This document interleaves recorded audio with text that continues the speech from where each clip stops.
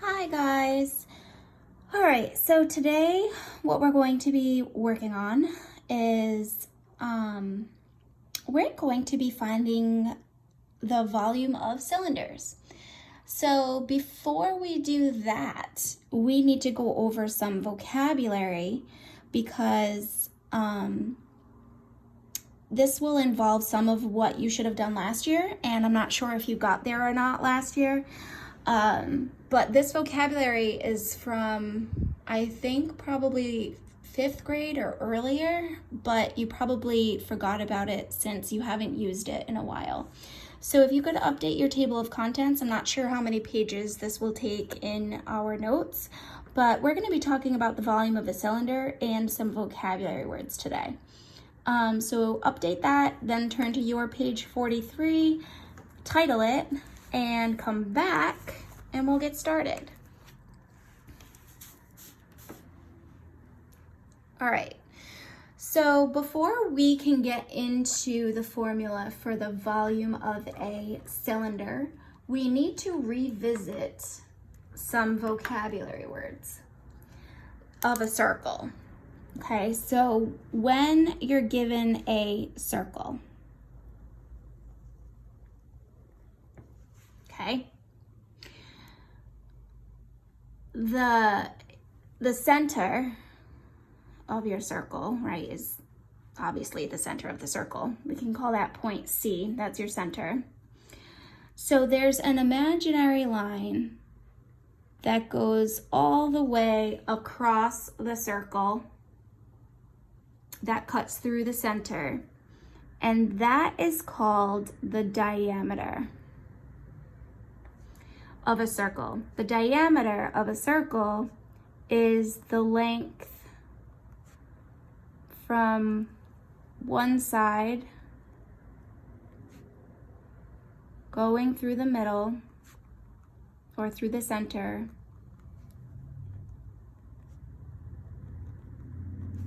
to the other side. So it has to cut through the center of your circle. If your line goes from here to here, that is called a chord. That's not a diameter. So the diameter goes through the center of your circle from one side to the other. Okay, so that length there is your diameter. So half of your diameter is called the radius. So that's the distance from the center of the circle to the edge. Okay, so the radius is half the diameter. So the radius is half the distance that the diameter is, okay? And it can go from your center anywhere to any edge of your circle. It's the same length, okay? So this is a radius, this is a radius. Well, if there's more than one, it's a radii. Okay, and then the last thing that we need to talk about before we can even get started is pi.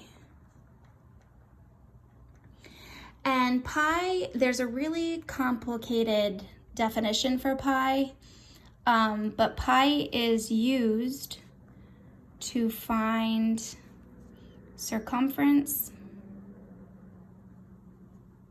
area, or volume of a circle, sphere,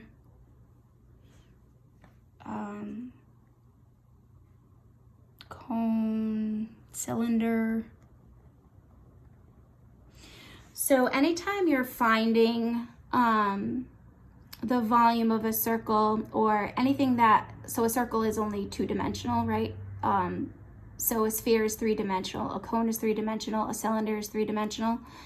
So anytime you're finding the volume of those, you need to use pi and we can use 3.14. You can see pi is 22/7. We don't use that one frequently. Or you can use the pi symbol. And pi, when we get into rational and irrational numbers, pi is irrational. So 3.14 is pi is 22/7. So this is an abbreviated, it's a rounded number for pi, okay? So all of that to talk about the formula so we can find the volume of a cylinder. So the formula to find the volume of a cylinder is volume is equal to pi times the radius squared times the height. So see how these are all attached to each other? Pi r squared h. That means pi times radius, which is squared. So radius squared is radius times radius, and then times the height. So we can think of it as, if it asks you to approximate, right, you would use 3.14 times your radius times the height. Okay? So, big red warning sign for you guys. R squared means the radius times itself, not 2 times the radius. That's different. So r squared is r times itself, or r times r, not 2 times r. That's completely different. Okay? So let's look at example 1. We're going to find the volume of the cylinder, and we're going to round to the nearest tenth. So since it's telling you to round to the nearest tenth, I'm going to use my 3.14 as pi. So here is, and now you can't make fun of my drawings because I'm not an art teacher.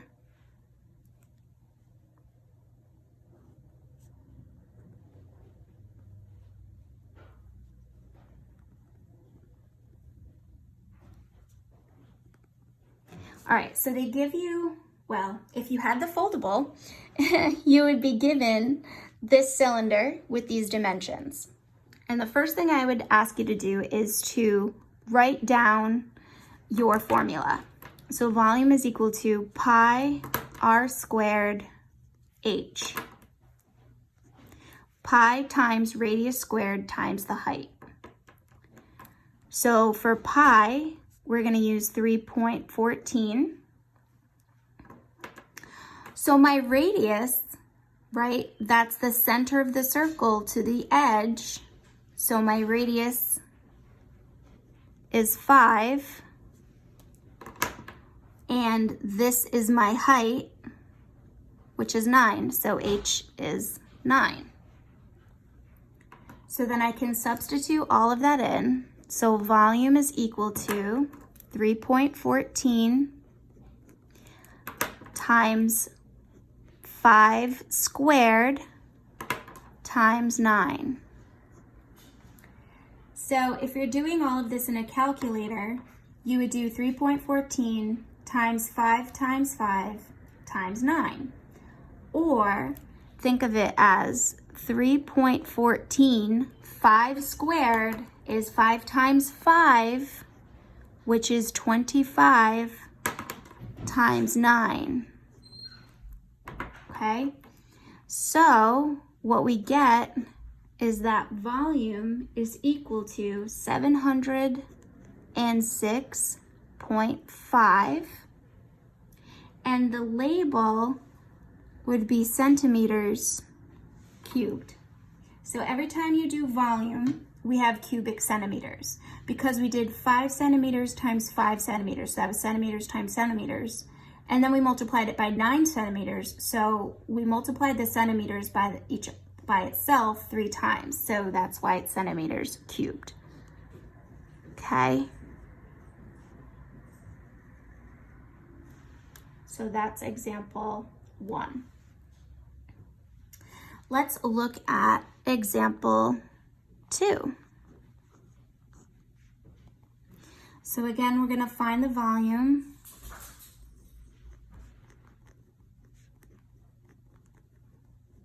Of the cylinder. Oh, tricky. Let's see how I do with this one. I didn't think the last one came out too bad. I mean, that kind of looks like a cylinder, right? You guys should be proud of me. Okay.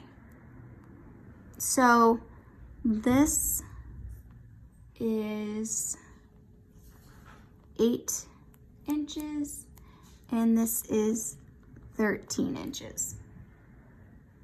All right. So volume is equal to pi r squared h. So pi times the radius squared times the height.